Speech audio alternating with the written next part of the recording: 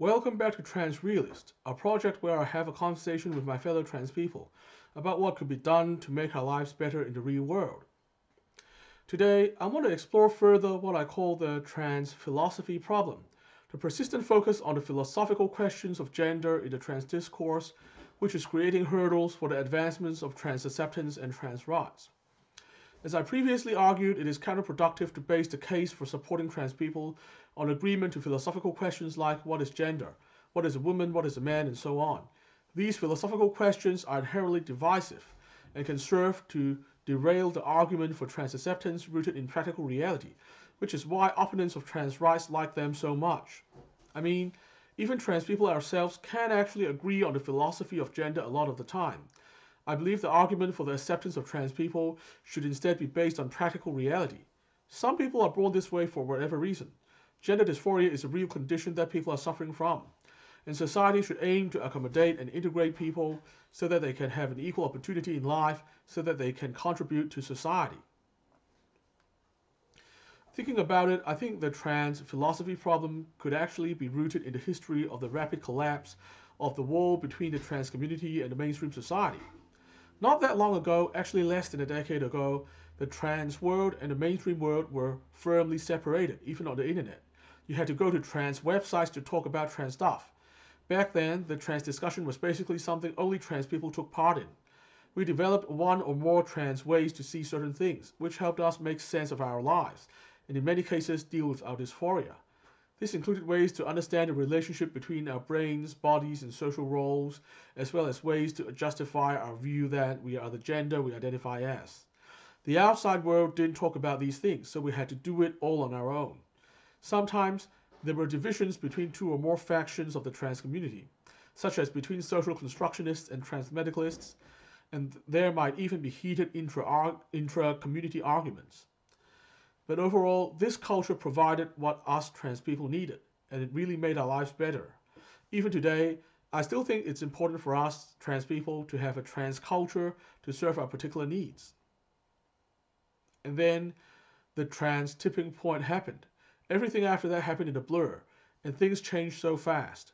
It was only in mid 2014 that I remarked to a friend that I was seeing trans people in mainstream news every 3 months in the past year, which felt really weird to me because having grown up in a world that was absolutely silent on trans issues. By mid 2018, trans related discussions were everywhere, and some non trans people, including both pro and anti trans people, were talking about trans issues like every week. The wall between trans culture and mainstream culture was knocked down almost overnight. Views of gender that came from trans culture came face to face with views from the mainstream, and also views from other minority factions like gender critical feminists.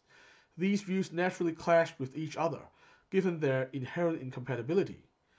Trans people who have long relied on trans culture to help us make our way through life were deeply unsettled by this clash of views, which in the minds of some of us amounted to an invalidation of our identities. The unspoken problem here is that this clash and invalidation probably also triggered a deep dysphoria within many of us. Many of us were confused and didn't know how to respond. Feeling a deep sense of hurt, some trans people lashed out at the other sides, which only made the whole problem worse. I think this was how the whole trans philosophy problem came to be. I think that on a public level, we need to recognize that we all have our own right to free speech and freedom of conscience. It is part of the social contract of the Western liberal democracies, and I believe we should all uphold it. During the heated debates, we might forget this, and as a whole community, we have to acknowledge that it doesn't make us look good. If we are reasonable citizens of a liberal democracy, there is no excuse to deplatform views we don't like, or cancel people we don't agree with, no matter what. The only acceptable path to winning an argument is via reasonable debate and persuasion. Moreover, to win broad-based support in the community, we must be able to appeal to people via common reason and decency, using shared values like freedom, compassion, needs-based accommodation, mutual respect, equal opportunity, and so on. Given that ideas from the trans culture are often not generally accepted in the mainstream, arguing from those grounds distracts from our goal of broad-based acceptance and is counterproductive. I also acknowledge the pain trans people, particularly those with severe dysphoria, have to go through in dealing with a public that often thinks differently. My advice for those who find it all too difficult, all too painful, is to take care of themselves first and disengage from the public trans discourse if that is what is best for your mental health. I also believe that there still needs to be a trans culture that is sort of separate from the mainstream trans discourse. This is where we will talk about our ideas of gender and reaffirm our gender identities, not necessarily limited by what are commonly accepted views. The goal here would not be to find common ground with non trans people, but specifically to make sense of our own lives and take care of our own needs. We need to acknowledge that there is a need for this kind of space to allow us to deal with the reality of trans lives and our own gender dysphoria. This, I believe, should be clearly separated from the way we deal with the mainstream trans discourse, because the goals of intra community affirmation versus finding common ground with non trans people actually require different mindsets and values. Getting this clear could help us chart a more productive path forward. That's all for today. I'll be back next time to discuss another big idea. Remember, on this show, the personalities don't matter, it's the ideas that matter. Until next time, remember to resist conformity and stay positive.